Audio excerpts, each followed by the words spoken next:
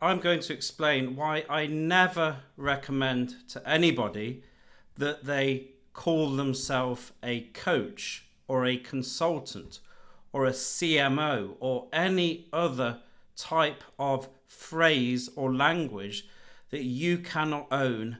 It will commoditize you. Here is the question that I always ask. If you were to ask 10 people, let's say you're a coach, in the United States, what a coach does, would you get 10 identical answers or would you get 10 different answers? I think we can all agree there will be a range of different answers depending on their personal experience or view of what a coach does. And if we think about marketing, if we think about perceived value, what's perceived value, whether the market believes you are valuable and can do something for them, that's all perceived value is.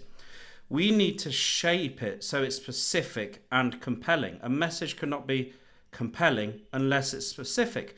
And if a phrase like coaching or I am a coach, coaching is used, it by its very nature creates ambiguity. It's a nebulous phrase. So we can't control our perception in the market. And more than that, maybe even worse and with a bigger implication, it is used by hundreds of thousands, if not millions of people on any B2B online platform or route to market. Take the phrase CMO. If you ask any 10 people in your target market, what does a CMO do?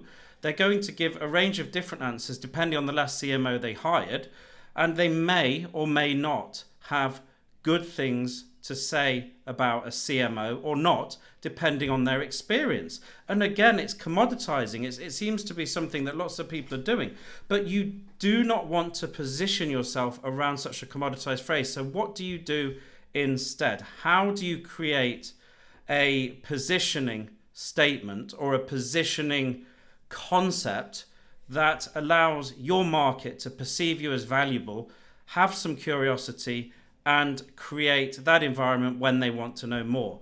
And the key thing to do is what I always say is to create, and I'm going to explain this right now really quickly, really concisely. You need to create a business growth statement that names the market you help, the problem you solve for them. So number one, the market you help. Number two, the problem you solve, because everybody's favorite radio station is what's in it for me. And you know, all they're interested in, can you solve a problem I've got right now? That's it. Nobody likes me or you or anybody that they don't know, especially on LinkedIn or any platform right now.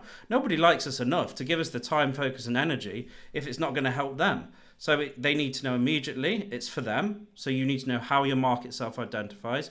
You need to position around a problem you solve. And the third thing that needs to be present is it needs to position against something they're already trying to solve that problem.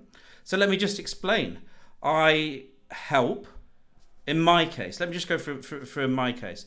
I help B2B consultants and business coaches and professional service providers to acquire high value clients without a reliance on LinkedIn and cold messaging or taking another LinkedIn program, because that's my market. That's how they self-identify. And by the way, when I used the language coaches, I help coaches, I had a really difficult time because it's really interesting. How your market self-identifies and the language you use to call them out makes all the difference. When I moved to B2B consultants, everything changed and we got lots of people with established businesses and we got people who were business coaches without using the word coach. So isn't that funny? To acquire clients without the endless reliance on LinkedIn messaging, because let's be honest, that's what they're doing. That's the problem they've got. They know that it's not a sustainable way to grow a business. And I know that they know this and I know what they're trying. So it could be a leadership coach. So a leadership coach might be something, let's go with a CMO, just a random one. Instead of saying I'm a CMO who helps people grow their business, and by the way, that's what a lot of CMOs do. That's what a lot of people do in their positioning statements. They move people towards pleasure. So what do I mean by move people towards pleasure? These statements should not move people towards pleasure. I'm a CMO who helps businesses grow and get more leads. When you don't know somebody, which if you want to grow your business, a cold lead is defined as taking someone you don't know from 0% certainty to 100% certainty when they become a client. When you don't know somebody, they're more likely, and we know this from hundreds of thousands of dollars spent on landing pages, and it's just basic psychology. Let me ask you a question. When you don't know somebody, they're more likely to respond to the moving away from pain as opposed to moving towards pleasure. All things being equal, let's take an example. If you fall over in the street and you've hurt your wrist or you've hurt your leg and you're unable to get yourself on your feet, and somebody who looks half decent and looks trustworthy offers you their hand and says, let me help you up, are you likely to take that if you're in a lot of pain? Of course you are.